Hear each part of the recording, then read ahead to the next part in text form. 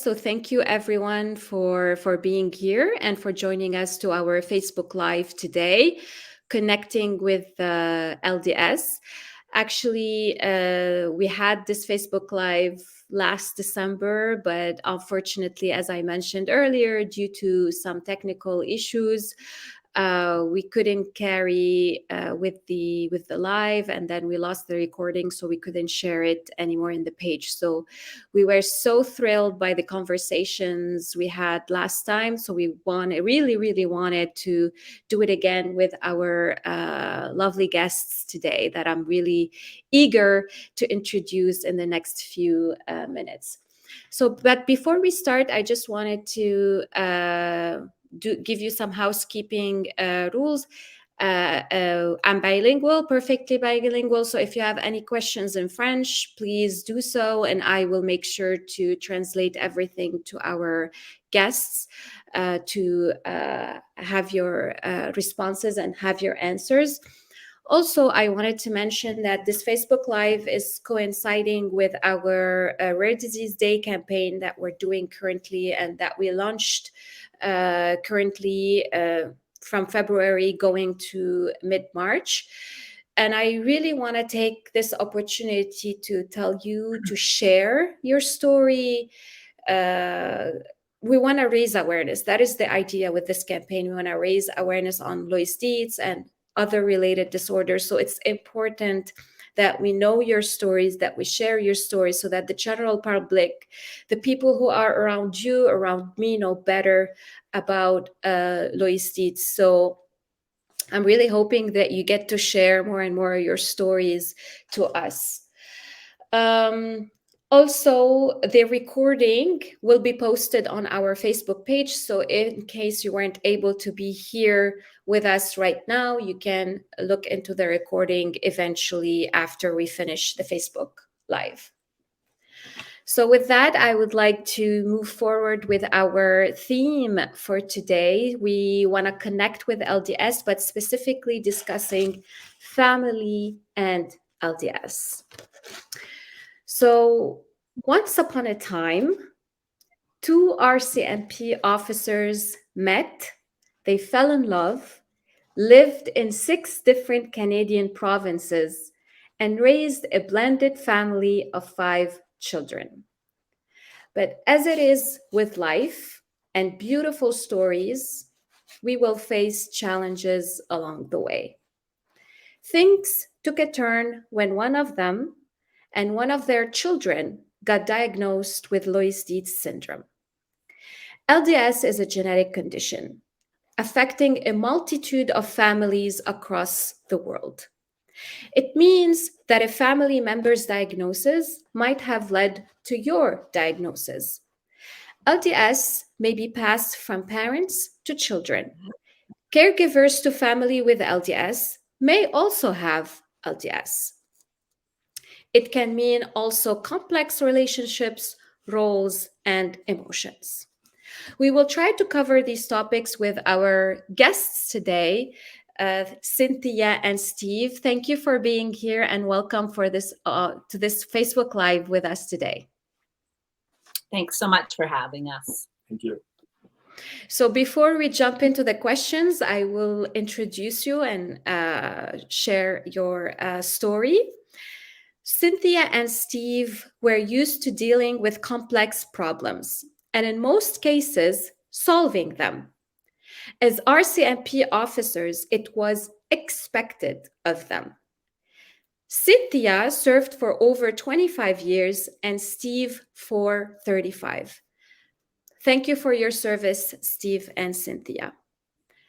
On top of that, they raised a blended family of 5 children, lived in 6 provinces, and moved 9 times over the expense of their careers.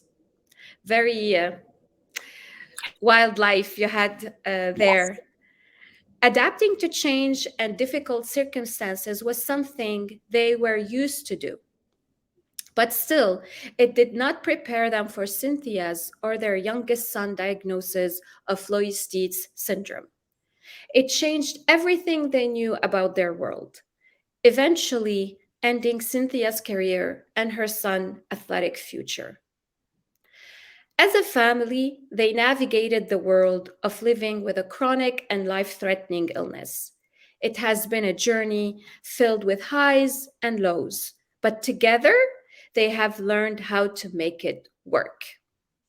They hope that by sharing their story, they will encourage those who are struggling to talk about the impact of Loeys-Dietz syndrome that can have on their life, and at the same time, realize there is a way forward. I really want to say before we jump into the question, I really like how you always like to finish everything with a positive note. And I hope the conversation we're going to have today is also to finish with a positive note as well. So, Cynthia, I will start with you. Let's get right into the topic of family and Loeys-Dietz syndrome. Can you share a bit about your story of starting and creating your own family? Well, my story, it's not exactly straightforward. I was adopted. So right away, my biological background was something that I knew little about.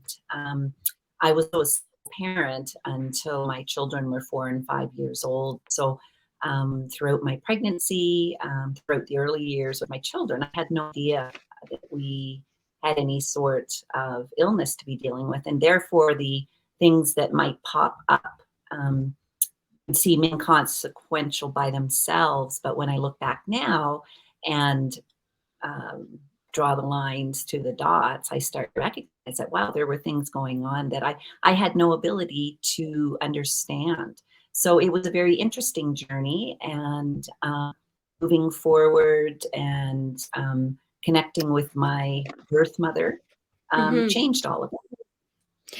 So if we want to talk about creating your family, so when you had your children, you didn't know you had LDS. That is correct? No, I knew I had some unique things going on with my body, in that I was extremely hypermobile.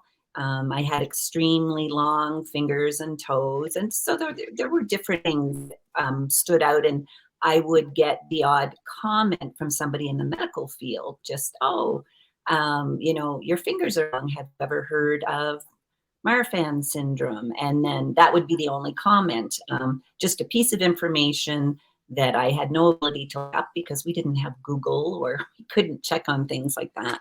And so I really had no idea. My pregnancies, knowing what I have now, I'm very fortunate that I didn't run into serious problems, because my pregnancies were very difficult, and the labors were very difficult. Can you elaborate a little bit more on that? I'm very curious to know, like, what like now in hindsight, what were the difficulties you encountered?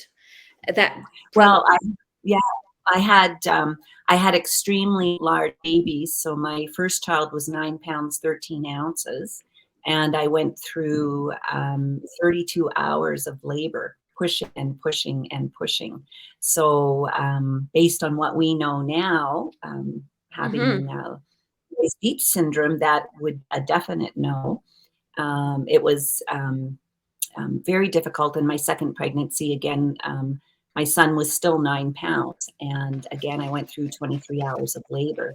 So it really doesn't fit anything that we would recommend for anybody with Loeys-Dietz today. I'm extremely fortunate that the consequences of that were not more severe.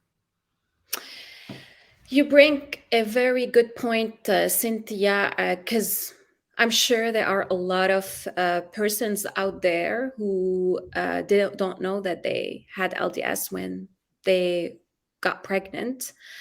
And we do know now what are the recommendations. However, there's not yet a consensus on what to do if an LDS patient want to create family. So there are some guidelines, but research hasn't been well advanced. There's not much progress. And one of the reasons is because the World Health Organization classifies Loeys-Dietz as their recommendation is not to have children. And to change that, we need research, they need facts, they need evidence. So there's this cycle that we need to get out of and actually do more research on maternal health and LDS, so we can help people like you, other persons as well who want to get pregnant and have LDS, to find answers and like life secure answers, and plan properly their and family journey. And I think that's what makes Loeys-Dietz so complex, is that, I think any entering into this world needs to understand from the beginning, you're not going to get black and white answers. And that's what made things hard for us coming from a policing background. I wanted the facts, and I wanted to know that everything is, if you do this, then this happens and this happens. And it wasn't like that. And in hindsight, I think, or speaking to people, the audience today, is just that it is complicated and it is complex, and what works for one person is not necessarily going to work for the next person. So it's a very, very personal journey, and you need to approach it based on what's going to make you comfortable. And there aren't any easy answers. And if you go into things understanding that from the beginning, you won't be let down every time you come up to a wall and it's not giving you what you're looking for. Exactly. Thank you for sharing your thoughts on this, Cynthia, and your absolutely like your life experience as well.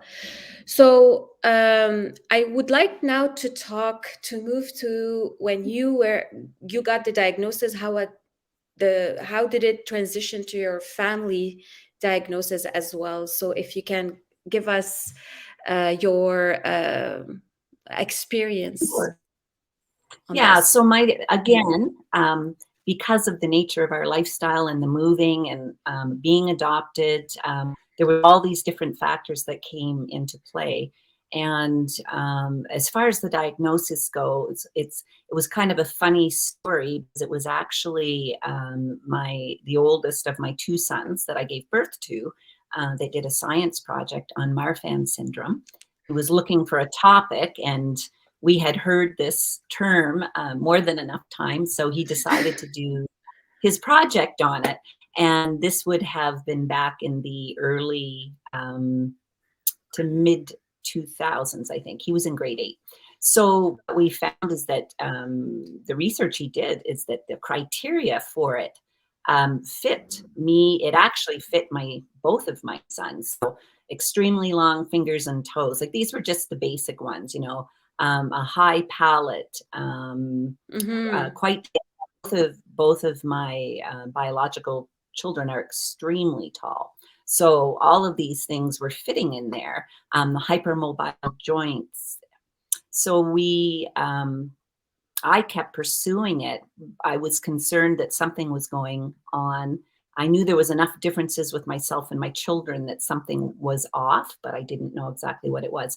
So when I was approaching people in the medical field, I got everything from the fact I was a hypochondriac, that there was absolutely nothing wrong with children, that I was looking for there to be something wrong. And sadly enough, to be fair, there was so much unknown at the time that it was very frustrating to bring forward facts and not have people listen to me when I was bringing it forward. And there's a whole other level of issues there, which could probably be another interview at another time. But how I was treated as a female bringing the information forward, but how that treatment changed when it was found out I was a female police officer.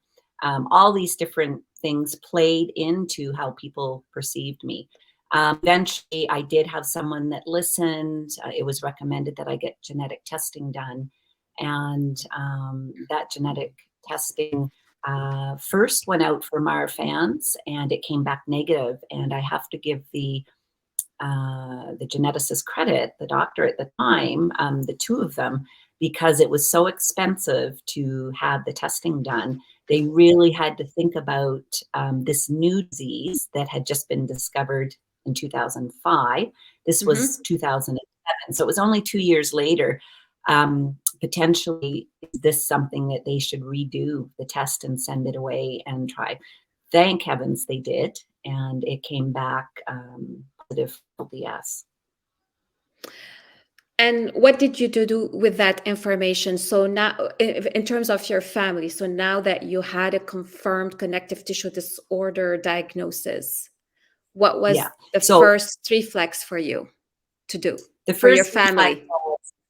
Was my children immediately. And now that I had been diagnosed, it was to get the kids tested. That was complicated because we were in the middle of moves from province to province. We lived in one province for 18 months, another one for 8 months.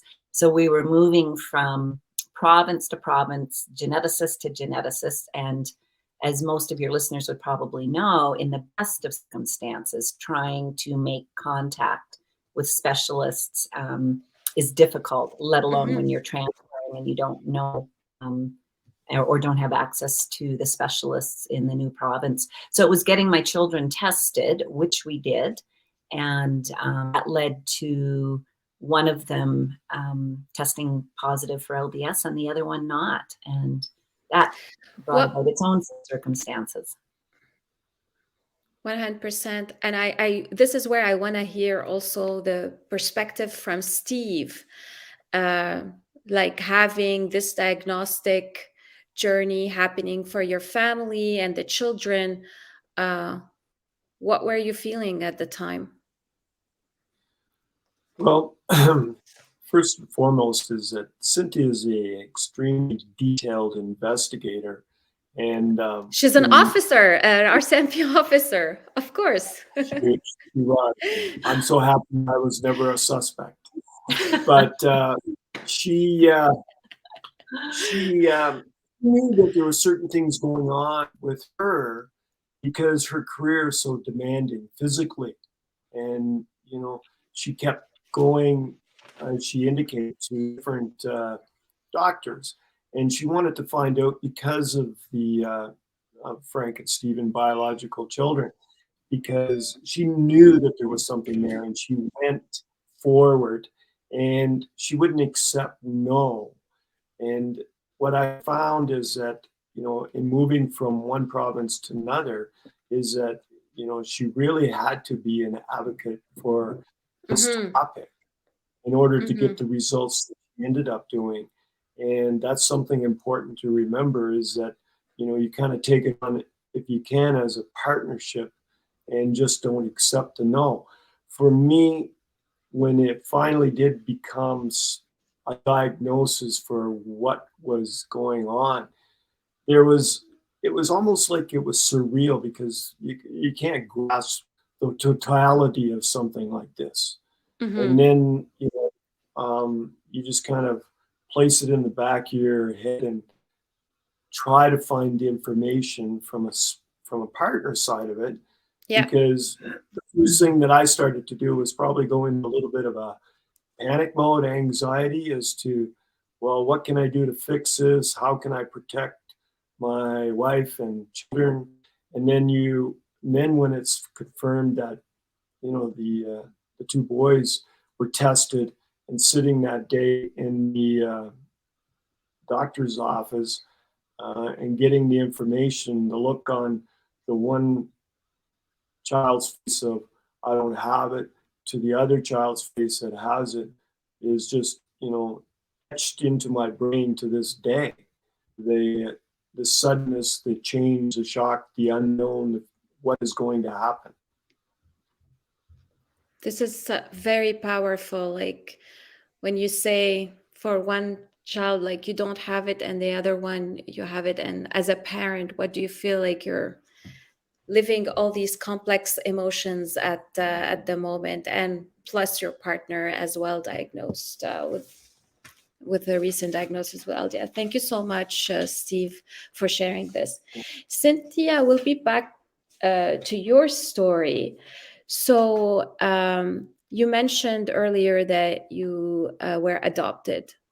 So we talked about your first reflex was for your children, testing for your kids. What was it like with the family members, the biological family members, and how you pursued to get the information out to them? So it was part of this journey that really pushed me with LDs and not taking no for an answer. I connected with my birth mother when I was 20 years old, and we have gotten along amicably throughout my whole life. Of course, I asked her about my background as far as biological background, those types of things. So she had given me a heads up that there were a lot of early deaths in the family. So my grandfather, biological grandfather, passed away at 46. He had a brother that passed away at 46. A sister, I think, at 52 years of age. So obviously there's a pattern, and that's where I really started to develop a concern, even though other members it was quite a large family with siblings. I don't know, maybe there was 7 or 8 or more, but there certainly were these 3 that died early deaths. And then there was other conditions of other early deaths with it. So she has a background in medicine, was a nurse. Yeah. And because of that, she certainly was aware that there was probably something going on as well. And so that was very useful to me to give me the incentive to continue pushing forward, like, hey, something's going on. And then I'm concerned about myself and concerned about my children. But obviously, immediately after I was diagnosed as well, I contacted her, and she was tested. And had Loeys-Dietz syndrome as well. Her brother was tested. He also had it. And her 3, they were biological siblings of mine. So she has 3 children, and all of us have Loeys-Dietz. And so, you know, passing along that information has been so important because there's been surgeries because of it, life-saving surgeries for, you know, for myself, for a half brother who has also had the surgery, and uncle has had it. But what was interesting about sharing the information was there were other members of the extended family that weren't interested in knowing about it. We do face that, unfortunately, with some patients. So I really want to hear your point on this, because it's a lot to take in. And we definitely understand that it's, you know, a diagnosis with Loeys-Dietz syndrome is not easy. So some react to that as like complete denial and not wanting to know more about it. So I want to raise awareness on that. And how did you deal with this? Well, initially I felt I was totally confounded, to be quite honest. I couldn't understand how somebody would not want to know whether or not they had, or maybe potentially their children could have it. So I think I was feeling a little angry about it. And but the more I sat with the information, I just started to understand it is a lot to take in.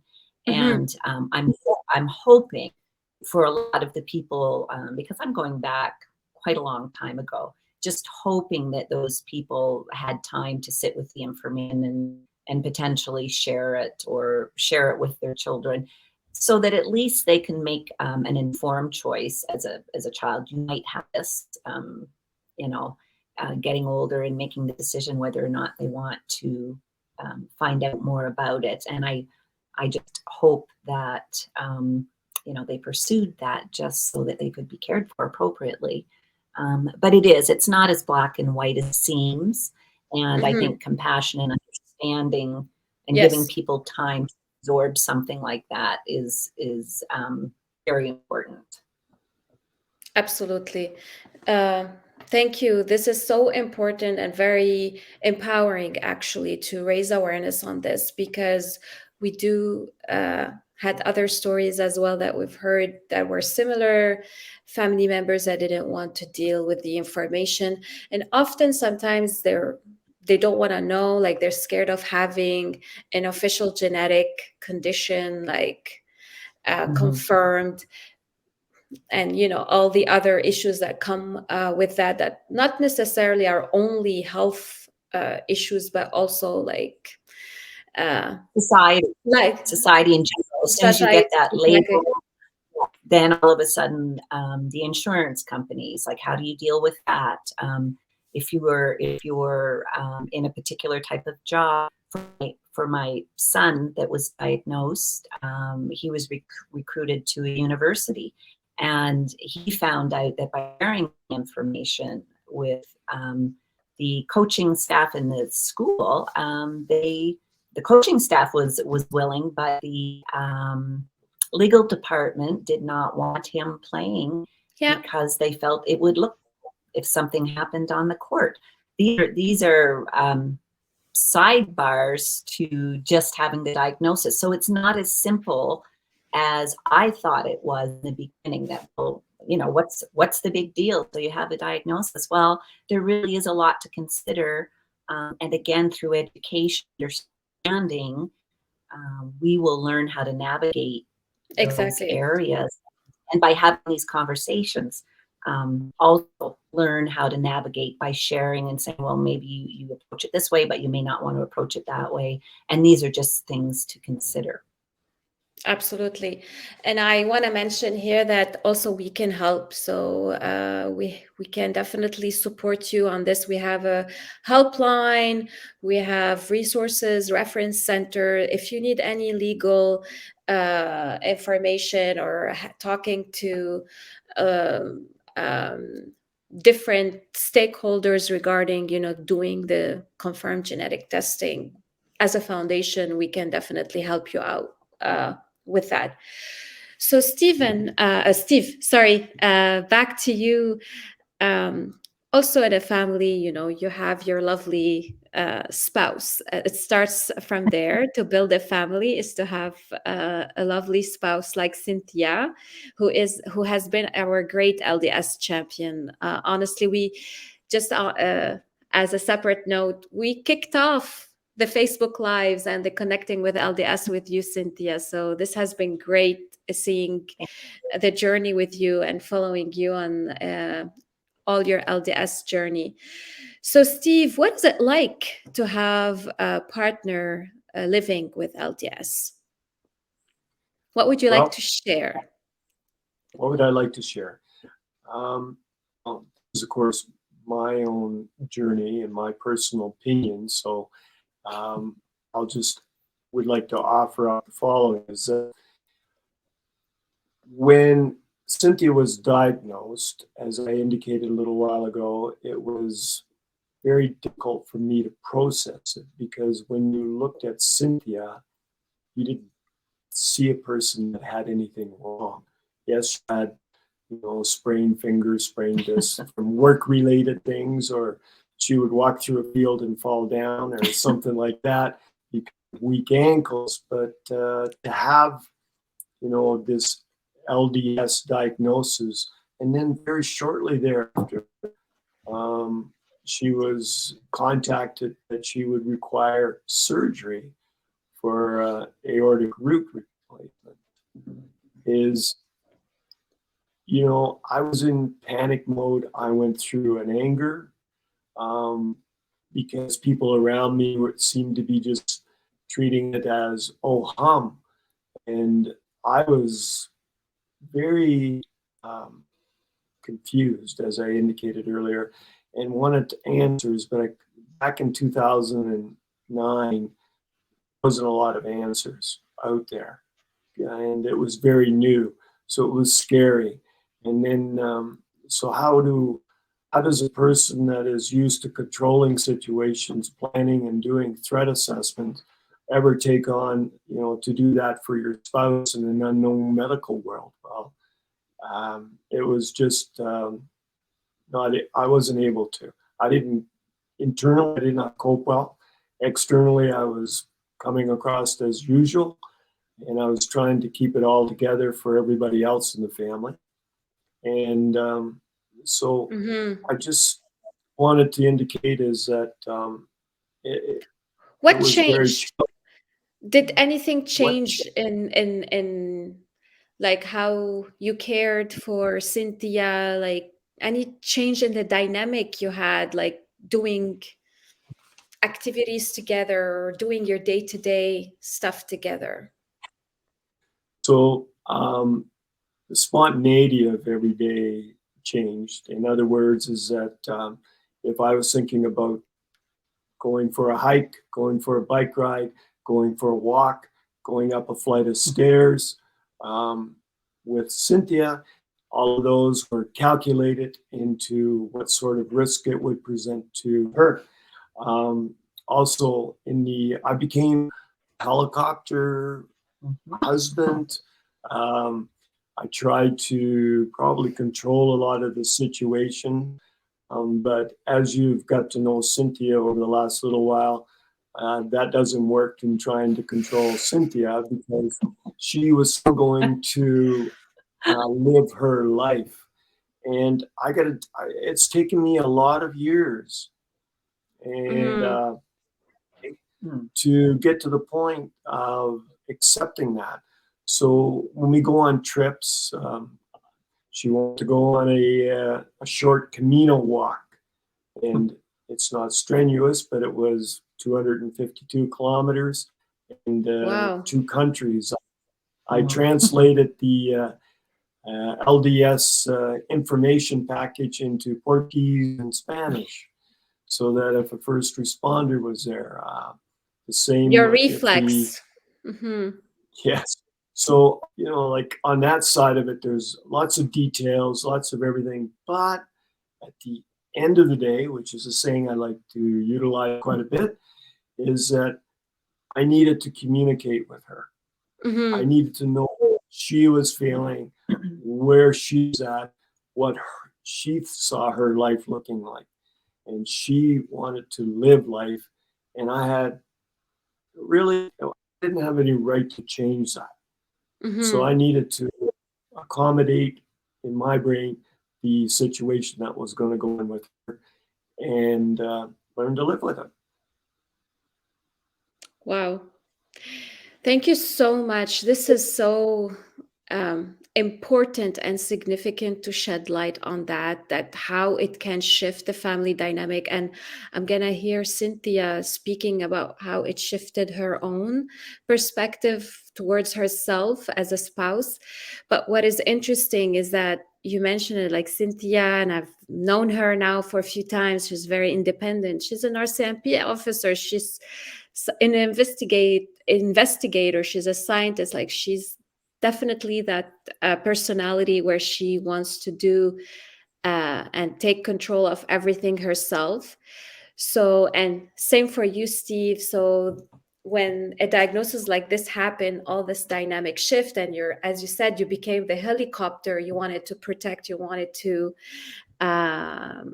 do everything to mitigate the risk of having her making her cause her any harm with the activities that you both will be doing.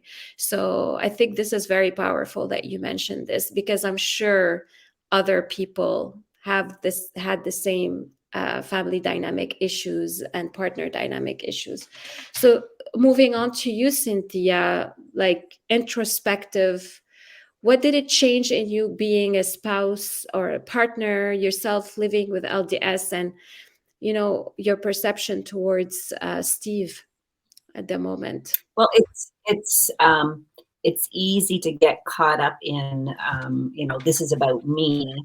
I'm the one that has the disorder or the syndrome or whatever it is, and try to cope with what that means for me, my world, what it meant for my career, and all the different things that change with it, and to push away, I don't want to be treated differently. I don't want you doing this, resentment, even though my spouse is trying to care for me and love me and feel like he's participating.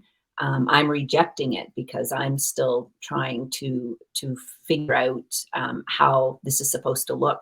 So for us as a couple, those were very difficult years because we're each trying to navigate what it looks like. And at the same time, not only were we trying to navigate it from the perspective of spouses, but as parents, because we had a 17-year-old whose whole life had been taken away from him. He'd been an athlete his whole life. And you have these two young men who are 17 and 18 years old, both extremely tall, both over 6'7". So sports is their life. And you've got one who's moving forward full bore, and you've got the other one being told, no, we don't want you here. You're too high of a risk. So we had all the different dynamics functioning. And then we had the other children in the family, in our blended family, and we were trying to have conversations with them about what was going on. So that shift in the family dynamic, it's complicated and it's layered. There's lots of emotion, and it was tough. And I think we're being very transparent about it because people need to understand it is tough. It's not easy. It's not an easy dynamic. We reached out for help through therapy, which is so important. We continue to, it's, you know what, it's, we just, especially as first responders, like my motto is we care for other people. We're really good at caring for other people. For ourselves, not so much. Well, that applies to somebody in this set of circumstances. So therapy is so important in terms of for the health of the couple, for a marriage, for the health of you as a parent with your child, and figuring out ways to navigate those conversations. So we eventually found a place that through communication that said, hey, I needed to respect that he's a spouse looking at me, wanting to keep me safe. And I was able to reflect upon, well, here I am with my child trying to do the same thing, but getting angry at my husband for trying to do it with me. So that dynamic, it's sitting back and reflecting and finding a place. So I would get very irritated with him for, it's like, you're really going to get these translated into 3 different languages? Like, come on. So I was finding all kinds of things to criticize him about. I must say, this is so cute. It's very cute. Oh, yes, it was very cute. There was things that were very cute. But what I realized is it was coming from a place of love. If it made him feel more comfortable, then I needed to allow him to find ways to cope, whether I agreed or disagreed with him. He needed to do what he had to do so that we could travel. I needed to figure out even for myself, what are real things to do or things that I just have to go, I probably shouldn't do that anymore. Understanding I'm a mother, I'm a, a wife, a grandmother. I have all kinds of friends and family. So it's a lot to balance, and it is something that you just have to navigate your way through bit by bit. It's like I think the way I could explain it, it's like those little paper cuts. So it's all these little things that can have impact, and you need to take each one of them and look at them gradually, not all at once, because it's too much.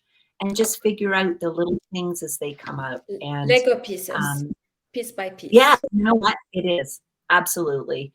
And because of that, we've gotten to this place. And now for all of the listeners, oh my gosh, there's a helpline.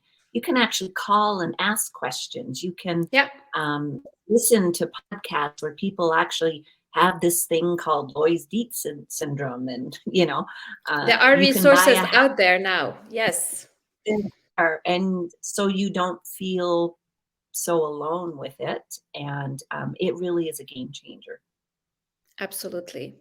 And that's why we're doing this today, is to raise awareness about all these different complex emotions that you will navigate through the family when you have that diagnosis. So I want to finish off with, like you mentioned it a little bit, Cynthia, we like partner dynamic changing. You mentioned a little bit parenting dynamic changing. So, and going back to also Steve, this powerful sentence he said, like he will never, like it's in his memory forever when the announcement for one of the children, like your children have LDS and the other one no. So how did it change, that parenting shift, having one kid with the LDS and the other one no? And if there has been any also like sibling dynamic to highlight here as well. I don't know who would like to say, Steve or Cynthia. I'll do you want me to? I'll start, and then you can add. Yeah. So the parent dynamic of having one sibling or one child that has something and another child that doesn't. I lived that growing up because my brother, who actually had a rare genetic disorder, he was also adopted. And one of the biggest manifestations of it is that he completely lost his eyesight by the age of 9. So I was growing up with a sibling who was getting all kinds of attention that we had to accommodate, and yet I was still a child. So we would fight. I would get jealous of the attention he had. I would also get embarrassed because I was the kid with the disabled sibling. And so these are all very real emotions that need to be validated by the parents. And my parents didn't, and I'm going into 60s and early 70s. So of course we didn't understand as much back then. They meant well, but it's so important for the child or the children, the other people in the family that don't have that, not to forget about them. Understand that it isn't always something to compare. Well, your brother or your sister is going through this. Well, life is still happening to your children. So you really have to find a way to balance that. You also have to be compassionate when your child is feeling embarrassed because of a sibling looking different or things going on. Help them work through why and how, and maybe how they can manage better. Therapy is another thing you can do. And then you're right, the dynamic between the siblings, and in our family, it was a tough dynamic. You've got one son is living his dream while the other one is back having some pretty serious mental health issues, not knowing what his future looks like anymore. So when you add that on top of everything else, it is a lot. But if you're aware of those things, then you can, yeah, it's just that much easier to recognize or see what the red flags are when they come up, so you can help them work through it. I don't know if you have something. I think for me, it's looking back on the situation and just wanting to say is that if I was going to do it over, there'd be a lot more compassion for and really try to understand it. And I like in defense of that, it was such a new situation and an unknown. Is that there was no information like there is today there that offer this support. So I think that, as Cynthia said, is to understand, what is going on and really listen to, the child, the teenager, young adult that is going through that situation and be compassionate. Absolutely. And, a diagnosis like for Cynthia was during her adult life. The diagnosis for the children were like in the beginning of their life. So definitely it's the outcome of having this diagnosis is different. I'm not talking about the health outcome, but like everything else related to just life is gonna be different. So we are almost at the end. We had a lot of nice engagement so far, but no questions. I don't see any comments or questions. So if anyone have any questions, please do so, French or English. I want to wrap up by saying thank you so much, Cynthia and Steve, for sharing this journey, this diagnostic, what we call odyssey for rare diseases. It definitely had, like, just having a rare disease is complex, but adding to that your own career, how like you had to move a lot, and getting all these testing done just adds a lot more complexity to this. Another layer as well is your story, your personal story, Cynthia, that you're adopted. So also getting back to informing your biological family as well is another layer of complexity as well. So thank you for raising awareness. What I want to take out from here, and want to give as a take-home message for everyone listening to us: a diagnosis like LDS will impact your family dynamic. It will be hard. There will be a lot of emotions. It is normal.